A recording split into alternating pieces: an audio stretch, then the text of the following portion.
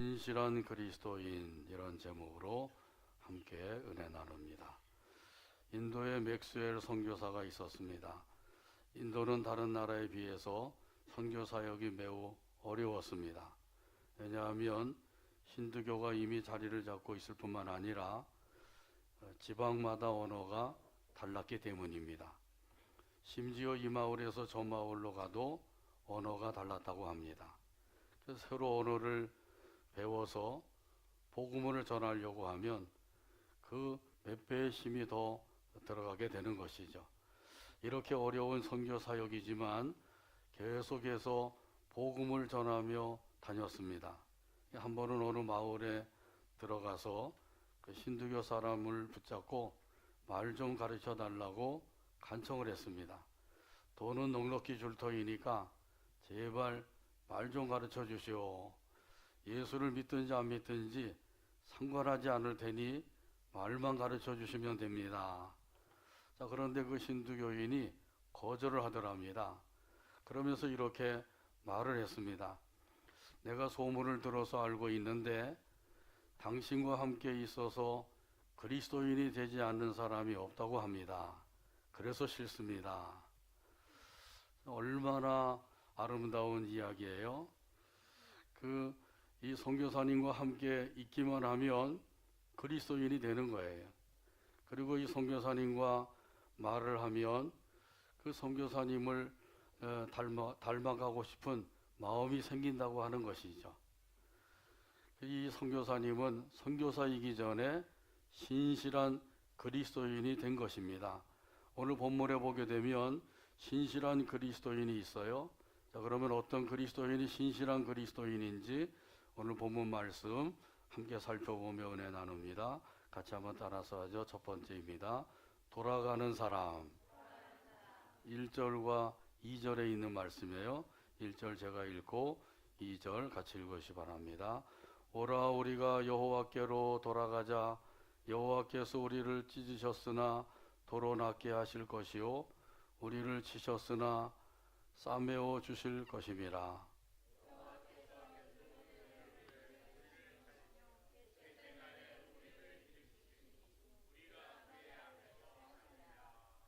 아멘. 오라 우리가 여호와께로 돌아가자. 이렇게 외치는 것을 보게 되면 이스라엘 백성들이 여호와 하나님을 멀리 떠나 있었다고 하는 사실이죠. 하나님을 멀리 떠났다고 하는 것은 섬김의 자리에서 벗어나 있다고 하는 뜻입니다. 여러분은 이 섬김의 자리에 잘 머물러 계신가요? 아니면 벗어나 계신가요?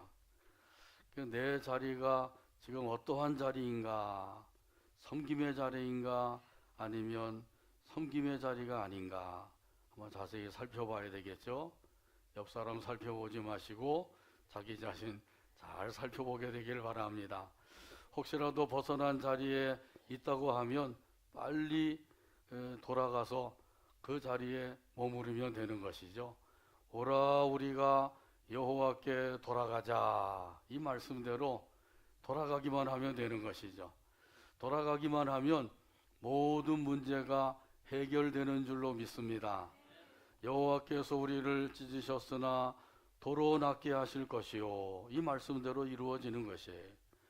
여기 여호와께서 찢으셨다고 하는 것은 사자가 먹이를 찢는 것 같은 그런 모양입니다.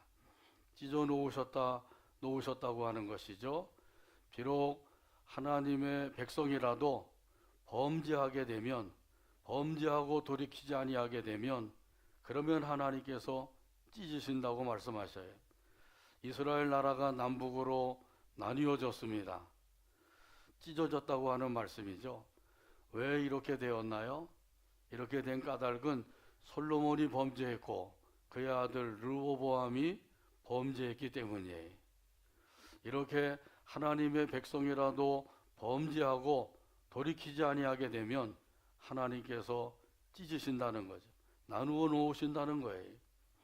이렇게 범죄하여서 찢어지고 또 나뉘어지고 이렇게 했다고 할지라도 여호와께로 돌아가기만 하면 하나님께서 도로 낫게 해주시는 줄로 믿습니다.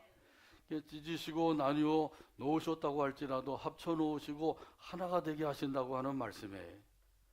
그러니까 왜 찢어지게 되었는지, 왜 나뉘어지게 되었는지 그 원인을 자세히 알고 깨닫는 것이 중요한 것이죠. 근데 사람들은 그 원인을 깨달으려고 하지 아니하고 그저 찢어지고 나뉘어진 거, 이거 어떻게 하면 합치고 하나가 될까, 그것만을 생각하고 거기에 힘을 쓰고 있는 것이죠. 그러니까 문제 해결이 안 되는 거예요. 진짜 중요한 것은 그 원인을 찾아서 그 원인에 따라서 행해야 된다고 하는 사실이죠. 자, 그러므로 이스라엘 백성들이 범죄하여서 그래서 하나님을 멀리 떠나 있었기 때문에 그만 이렇게 남북으로 나뉘어졌어요. 우리나라하고 비슷한 현상이죠. 자, 이렇게 남북으로 나뉘어졌다고 할지라도 하나님 앞에 돌아오기만 하면 하나님께서 합쳐 놓으시고 하나 되게 하시는 역사를 이루신다고 하는 말씀이에요. 또 여기도 보게 되면 또 말씀하죠. 하나님을 멀리 떠난 백성을 치셨으나 싸매어 주실 것이다, 이렇게 말씀하셔요. 그래서 오늘 본문에도 보면 우리를 치셨으나 싸매어 주실 것임이라, 하나님이 회복시켜 주신다고 하는 말씀이에요. 자, 이렇게 우리 하나님께서 그 치신다고 하는 것은 그 범죄한 사람을 깨닫게 하기 위해서 치시는 것이죠. 해초리로 치면 어떻게 돼요? 종아리에 멍이 들죠. 몽둥이로 치시면 어떻게 돼요? 다리 몽둥이가 부러집니다. 여기까지 가는 사람은 어리석고 미련한 사람이에요. 하나님께서 우리가 잘못한 것을 깨닫게 하시기 위해서 제일 먼저 하시는 것은 말씀을 가르쳐 주시는 거예요. 말씀을 통해서 깨닫게 하시는 거죠. 그래서 말씀을 통해서 깨닫고 돌이키는 사람, 이런 사람은 지혜로운 사람입니다. 그런데 말씀을 통해서 깨닫지 못하고 돌이키지 아니하게 되면 하나님께서 회초리를 들기도 하고 그래도 못 깨달으면 몽둥이를 들기도 하시는 거예요. 여기까지 가면 안 되는 거죠. 그래서 이 어리석고 미련한 사람에 대해서 잠언 27장 22절에 보게 되면 이렇게 말씀하셔요. 같이 한번 따라서 하시죠. 미련한 자를 곡물과 함께 절구에 놓고 공의로 찌울지라도 그의 미련은 벗겨지지 아니하느니라. 아멘. 지금 농촌에서 추수 때가 되어서 그래서 탈곡을 해서 벼를 창고에 쌓아두고 있죠. 그런데 농부들이 그 벼가마를 내다 팔아야 되는데 팔지 않고 창고에 쌓아두고 있다 그러죠. 왜 그렇다 그래요? 쌀값이 올라가기를 기다리고 있다는 거예요. 금년에는 날씨가 워낙 폭염으로 인하여서 또 추수 때가 되니까 태풍이 불고 비가 많이 와가지고 작황이 예년보다 아주 부족하게 되었다 그러죠. 한 30년 만에 오는 그런 아주 작황이 부족한 현상이라 그래요. 그래서 쌀값이 많이 올라갔잖아요. 근데 더 올라가기를 농부들이 기다리고 있는 거예요. 그래서 창고에다 쌓아놓고 그걸 내다 팔지 않는다는 거예요. 농협에다가 수매를 해야 되는데 그걸 안 하고 쌓아두고 있다는 거죠. 이렇게 이 벼가마를 쌓아두고 있는데 이 벼를 그 쌀로 만들려면 어떻게 해야 될까요? 도정을 해야 된다 그러죠. 근데 옛날에는 방앗간이 없어서 그 방앗간에서 도정하는 일이 쉽지가 않았어요. 그래서 절구에다가 넣고 그걸 공이로 찢는 것이죠. 그렇게 되면 그 벼 껍데기가 벗겨지고 쌀알이 나오게 되죠. 이렇게 해서 그 쌀로 밥을 지어서 구수한 밥을 먹게 되는 거예요. 자, 그런데 미련한 자의 그 미련의 껍데기는 아무리 공이로 찧어도 벗겨지지 않는다는 거예요. 그 정도로 미련을 떨쳐버리고 지혜로운 자로 살기가 쉽지 않다는 거죠. 혹시라도 이 미련의 껍데기가 아직까지 남아있다고 하면 이 미련의 껍데기를 빨리 벗어버리시고 그리고 하나님의 말씀을 깨닫고 하나님의 섭리를 깨닫는 이러한 지혜가 충만하게 되기를 주님의 이름으로 축복합니다. 그래서 하나님께서는 아직까지도 깨닫지 못한 사람들을 향해서 말씀하고 있는 거예요. 오라 우리가 여호와께로 돌아가자. 하나님께로 빨리 돌아가자고 말씀하고 있는 것이죠. 빨리 돌아가는 사람이 지혜로운 사람이에요. 여기 치셨다 할지라도 싸매어 주신다고 말씀하셨어요. 여기 이렇게 싸매어 주신다고 하는 것은 치유해 주신다고 하는 말씀이죠. 또 찢으시고 치시고 하는 것은 하나님의 징계를 의미하는 거예요. 징계라고 하는 것은 사랑의 매죠.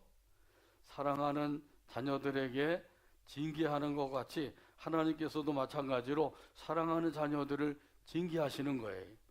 내가 잘못하고 믿음으로 살지 못하고 말씀대로 행하지 못하고 하나님이 기뻐하시는 대로 행하지 아니하는데도 내게 징계하지 아니하신다. 그러면 어떤 사람이에요? 사생자가 된다는 거죠. 참 자녀가 아니라 사생자예요. 하나님이 버리신 자식이에요. 더 무서운 일이죠. 그러므로 우리가 하나님의 말씀대로 살지 아니하고 하나님이 기뻐하시는 대로 섬김의 자리에서 하나님을 섬기지 아니하는데도 징계가 없다. 사생자예요. 그런데 징계가 있다고 하면 그건 참 자녀가 되었다는 증거예요. 이것을 통해서도 하나님께서 나를 참된 자녀로 삼아주셨다 하는 사실을 깨닫게 되는 거죠. 그런 것을 깨달았다고 하면 빨리 하나님께로 돌아와야 돼. 하나님께로 돌아와야 된다고 하는 것은 뭐라 그랬어요? 섬김의 자리로 돌아와야 된다고 하는 것이라 그랬죠. 이렇게 돌아오기만 하면 하나님께서는 속히 회복시켜 주시는 줄로 믿습니다. 그래서 2절에 보게 되면 속히 회복시켜 주실 것을 말씀해 주셨어요. 2절 말씀 다시 한번 같이 읽겠습니다. 여호와께서 이틀 후에 우리를 살리시며 셋째 날에 우리를 일으키시리니 그의 앞에서 살리라. 아멘. 여기 이틀이나 사흘이라고 하는 것은 아주 짧은 시간을 가리키는 거예요. 그래서 현대 성경에 보게 되면 이 말씀을 이렇게 번역을 해놨습니다. 여호와께서 겨우 한 이틀이나 길어도 사흘 안에 우리를 다시 일으켜 세우시리라. 아주 이해하기 쉽게 잘 해석을 해놓았죠. 겨우 이틀이나 길어도 사흘 안에 하나님께서 다시 일으켜 세워주신대. 어떻게 하면요? 여호와께 돌아오기만 하면 하나님께서는 이렇게 속히 일으켜 세워주신다고 말씀하고 계셔요. 회복시켜 주신다고 약속해 주고 계신 거예요. 그러므로 이 약속의 말씀을 믿고 우리가 할 일은 다른 것이 없습니다. 여호와께로 돌아오는 거예요. 섬김의 자리로 돌아오는 거예요. 이렇게만 하면 하나님께서는 그 모습만 보아도 기뻐하시고 회복시켜 주신다고 하는 사실을 믿으시길 바랍니다. 찬송가 527장 1절에 보면 이런 가사가 있어요. 어서 돌아오 어서 돌아만 오. 지은 죄가 아무리 무겁고 크기로 주었지 못 담당하고 못 받으시리요. 우리 주의 넓은 가슴은 하늘보다 넓고 넓어. 527장 1절 가사를 생각하면서 함께 찬양합니다.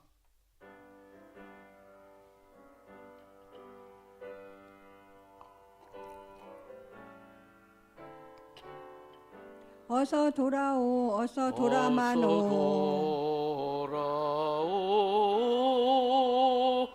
어서 돌아만 오. 지은 죄가 아무리 무겁고 지은 크기로 죄가 아무리 무겁고 크기로 주 어찌 못 담당하고 못 받으시리요. 어찌 못 담당하고 못 받으시리요. 우리 주의 넓은 가슴은 우리 주의 넓은 가슴은 하늘보다 넓고 넓어. 하늘보다 넓고 넓어. 아멘. 두 번째 번째 같이 따라서 합니다. 아는 사람. 3절 말씀이에요. 3절 같이 읽습니다. 그러므로 우리가 여호와를 알자, 심써 여호와를 알자.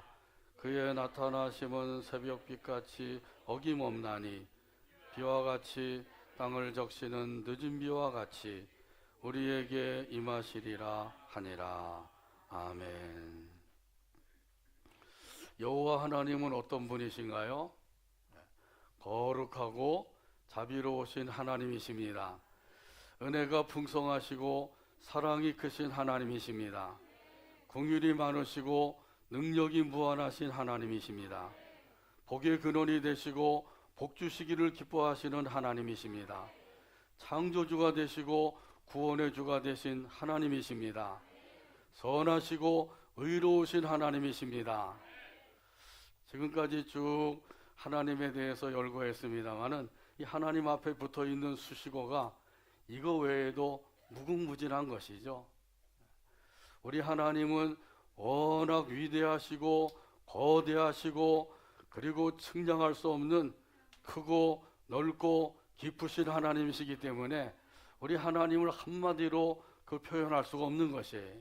그래서 이렇게 그 앞에 수식어가 많이 붙어 있는 것이죠.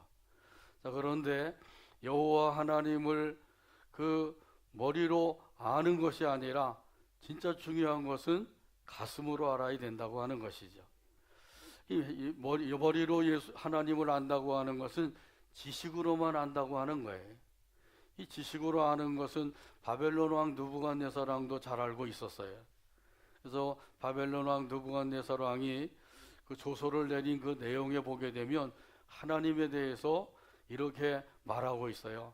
지극히 높으신 하나님이 내게 행하신 이적과 놀라운 일을 내가 알게 하기를 즐겨하노라. 참으로 크도다 그의 이적이요 참으로 능하도다 그의 놀라운 일이요 그의 나라는 영원한 나라요 그의 통치는 대대에 이르리로다. 참 느부갓네살 왕이 하나님에 대해서 잘 알고 있죠. 여기 조서의 내용을 보면 하나님에 대해서 네 가지를 말씀하고 있잖아요. 지극히 높으신 하나님, 능력이 크신 하나님, 영원하신 하나님, 통치하시는 하나님, 이런 하나님에 대해서 알고 있는데, 근데 느부갓네살 왕은 머리로만 알고 있었다고 하는 사실이에요. 가슴으로 알지 못했기 때문에 믿음이 없었다고 하는 것이죠. 자, 이것이 문제인 거예요. 보통 문제가 아니라 아주 큰 문제예요. 종교 생활이 아니라 신앙 생활이 되어야 하는데 이 종교 생활을 하는 사람들은 믿음이 없이도 종교 생활을 할 수가 있는 거예요. 습관적으로 교회 나오고 습관적으로 봉사도 하고요. 이렇게 모태신앙으로 습관적으로 종교 생활을 하면서 교회를 섬기다가 40살이 되어서 성경 공부를 하다가 비로소 하나님을 믿은 사람도 있어요. 과연 그렇게 될 수가 있을까 할 정도로 종교 생활 하다가 신앙 생활로 돌아서는 게 40년이 걸렸다는 거예요. 이렇게 하는 사람들은 그 마음에 기쁨이 없이 교회 생활을 하게 되는 것이죠. 자, 그러나 하나님을 믿는 믿음을 가지고 신앙 생활을 하면서 교회를 섬기는 사람들은 섬기는 가운데 그 마음속에 기쁨과 즐거움이 있는 줄로 믿습니다. 이것이 참으로 중요한 거예요. 그래서 오늘 본문에도 말씀하셨습니다. 여호와를 알자, 심써 여호와를 알자. 여기서 알자고 하는 것은 머리로 알자고 하는 게 아니라 가슴으로 알자는 거예요. 경험을 통해서 하나님을 알자고 하는 그런 외침인 거죠.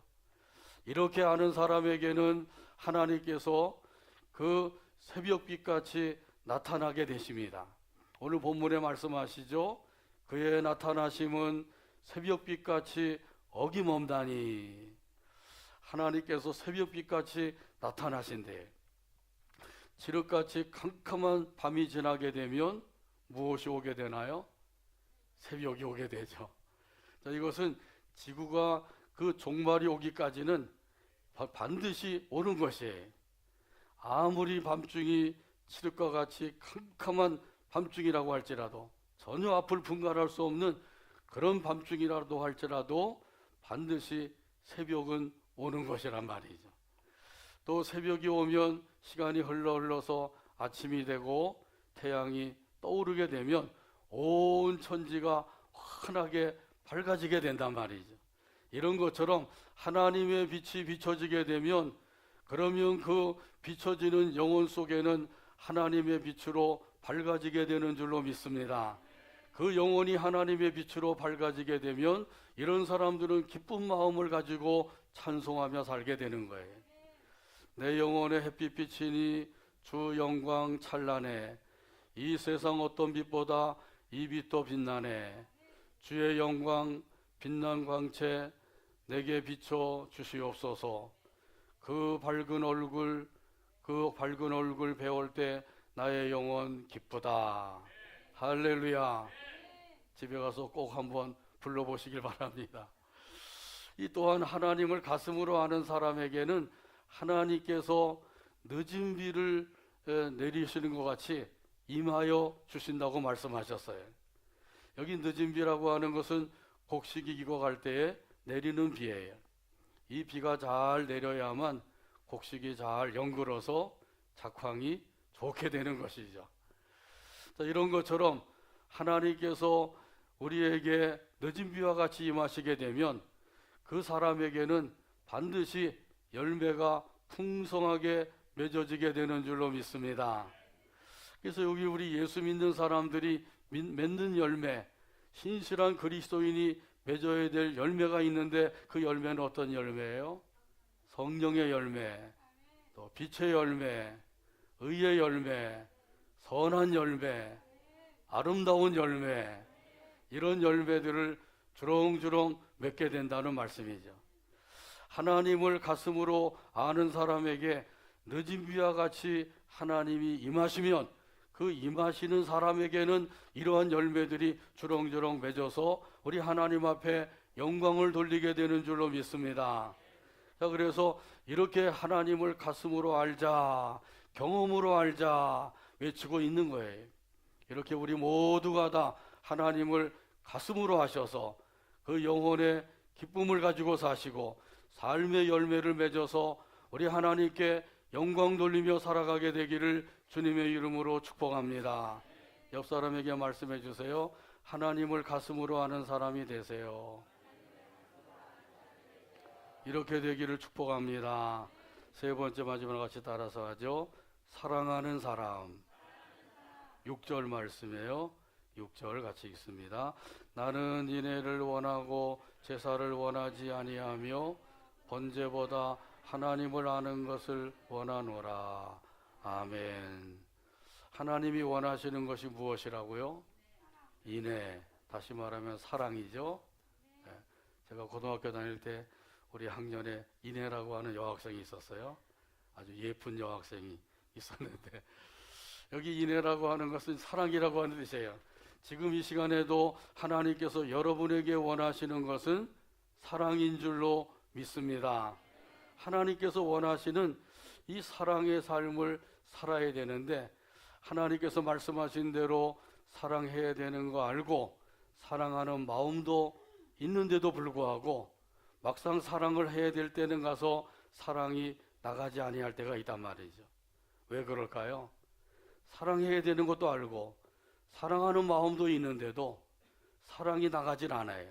왜 그렇죠? 조건을 붙이기 때문에 그렇습니다. 조건을 붙이면 사랑하는 마음이 있고 사랑해야 되는 줄 알면서도 사랑을 하지 못하게 되는 거예요. 그런데 우리 하나님께서는 저와 여러분을 사랑하시는 데 있어서 조건을 붙이지 아니하시고 무조건적으로 사랑해 주신 줄로 믿습니다. 하나님이 우리에게 조건을 붙이셨다고 하면 우리가 사랑을 받을 사람이 한 사람도 없는 거예요. 너는 이런 죄를 지었구나. 또 너는 또 저런 죄를 지었구나. 이렇게 지은 죄를 하나님이 다 조건으로 따지신다고 하면 우리가 하나님의 사랑을 받을 사람이 한 사람도 없는 거예요. 그런데 하나님께서 조건을 붙이지 아니하시고 무조건적인 사랑으로 사랑해 주신 거예요. 우리가 아직 죄인 되었을 때 그리스도께서 우리를 위하여 죽으심으로 하나님께서 우리에 대한 자기의 사랑을 확증하셨느니라. 할렐루야. 하나님께서 우리가 죄인으로 있을 때 사랑해 주셨다는 거예요. 너희 죄를 다 벗어버리고 와라. 그러면 내가 사랑을 듬뿍 안겨주겠다. 그렇게 해도 안 되는 것이죠. 그런데 죄투성이 인생으로 있을 때 그때 하나님께서 우리를 사랑해 주셔서 독생성자 예수님 보내주시고 우리를 위해서 십자가에서 대신 죽게 하셔서 우리의 죄를 다 청산해 주신 거예요. 이것이 하나님의 사랑이란 말이죠. 이러한 사랑을 받은 사람이라고 하면 그 사랑을 받은 사람답게 조건을 붙이지 않는 참된 사랑을 이루어야 될 줄로 믿습니다. 그래야만 우리가 사랑할 수가 있는 거예요. 조건을 붙이면서 이래서 사랑하지 못하고 저래서 사랑하지 못하니까 사랑하지 않는 거 당연하다. 그 당연한 게 아니에요. 하나님의 말씀을 불순종하는 삶이요, 하나님께서 원하지 않는 삶을 살고 있다고 하는 증거란 말이죠. 자, 그러므로 조건을 붙이지 마시고 무조건적인 사랑으로 사랑하며 살게 되기를 바랍니다. 또한 이 조건을 붙이다 보게 되면 우리 마음속에 미운 마음이 생길 수가 있는 거예요. 그래서 이 미운 마음 때문에 사랑하지 못하게 되는 거죠. 그 예쁜 마음에 또 선한 마음에 어쩌다가 이 미운 마음이 생기게 되었는지요. 이것은 사탄이 우리 마음밭에다가 미움의 잡초를 심어 놓았기 때문에 그러는 거예요. 우리 마음밭에 미움의 잡초가 돋아나게 되면 그때부터 왠지 나도 모르게 자꾸 미워하며 살게 되는 거예요. 이래서는 안 되는데 하면서도 계속해서 미운 마음을 가지고 살아가게 되는 거죠. 며느리가 미우면 그 며느리 발꿈치가 어떻게 보인다고요? 달걀처럼 뾰족하게 보인대. 그러니까 이 미운 마음을 가지면 좋아 보이는 게 하나도 없는 거예요. 다 좋지 않게 보이는 거죠. 마치 미움이라고 하는 색안경을 쓰고 보는 것과 같은 거예요. 파란 안경을 쓰고 보면 다 파랗게 보이죠. 빨간 안경을 쓰고 다 빨갛게 보이는 거예요. 이 마음밭에 돋아난 미움의 잡초를 뽑아버리게 되기를 바랍니다. 이 뽑아버리는 방법은 다른 게 없어요. 하나님 앞에 나가야 돼요. 나가서 이 미운 마음을 회개자복해야 돼요. 마태복음 9장에 보게 되면 예수님께서 세관에서 일하던 마태를 보고 말씀하시죠. 나를 따라오너라. 그러니까 어떻게 했어요? 즉시로 예수님을 따랐다는 거예요. 참 생각하면 쉽지 않은 일이에요. 일하고 있는데 그 직장을 그 즉시로 다 정리하고 그리고 다 버리고 예수님을 따른 거예요. 그리고는 이 마태가 예수님을 자기 집에 모셔서 식사 대접을 하게 되었죠. 식사하고 계시는데 그때 이제 세리들, 죄인들 이들과 함께 먹게 되었어요. 이것을 이제 바리새인이 보게 되었죠. 제자들에게 이렇게 말을 합니다. 어찌하여 너희 선생은 세리와 죄인들과 함께 잡수시느냐. 예수님께서 그 말을 들으셨어요.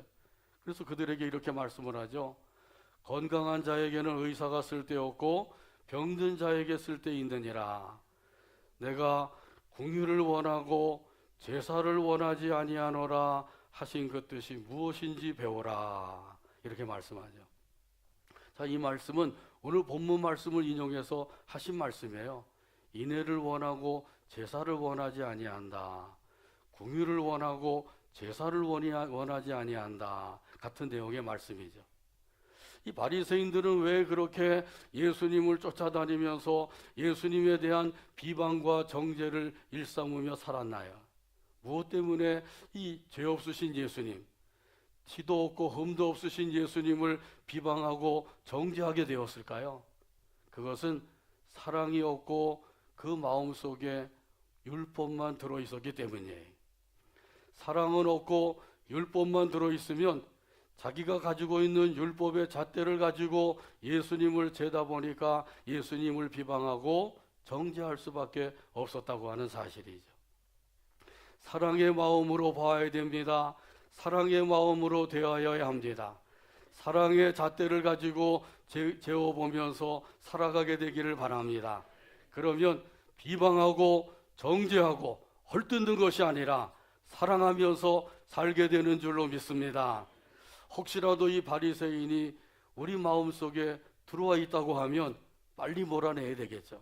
이 바리새인이 들어와 있으면 우리도 바리새인처럼 율법의 잣대를 가지고 사람들을 재어보면서 비방하고 정죄할 수밖에 없는 거예요. 자, 그러므로 이런 바리새인이 내 마음속에 있다 하면은 반드시 그 바리새인을 몰아내야 돼. 그래야만 우리가 하나님께서 말씀하시고 원하시는 대로 인내, 사랑을 하면서 살 수가 있단 말이죠. 요한복음 13장 34절에 보게 된 말씀합니다. 한번 따라서 하죠. 새 계명을 너희에게 주노니 서로 사랑하라. 내가 너희를 사랑한 것 같이 너희도 서로 사랑하라. 아멘. 예수님이 우리를 사랑하신 것처럼 우리도 서로 사랑하라고 말씀하고 계셔요. 그러므로 이 말씀대로 살아서 우리 하나님께서 기뻐하시고 원하시는 사랑의 삶을 이루어가게 되기를 주님의 이름으로 축복합니다. 오늘 말씀했습니다. 하나님이 기뻐하시는 사람은 신실한 그리스도인이라 그랬어요. 신실한 그리스도인이 되려면 어떻게 해야 된다고요? 여호와께로 돌아가야 된다는 거죠. 두 번째는요, 가슴으로 하나님을 알아야 된다는 거죠. 세 번째는요, 사랑하면서 살아야 된다는 거예요. 이 말씀대로 살아서 우리 모두 다 신실한 그리스도인으로서 한 주간도 영광 돌리며 살아가게 되기를 주님의 이름으로 축복합니다. 기도합니다. 하나님 아버지,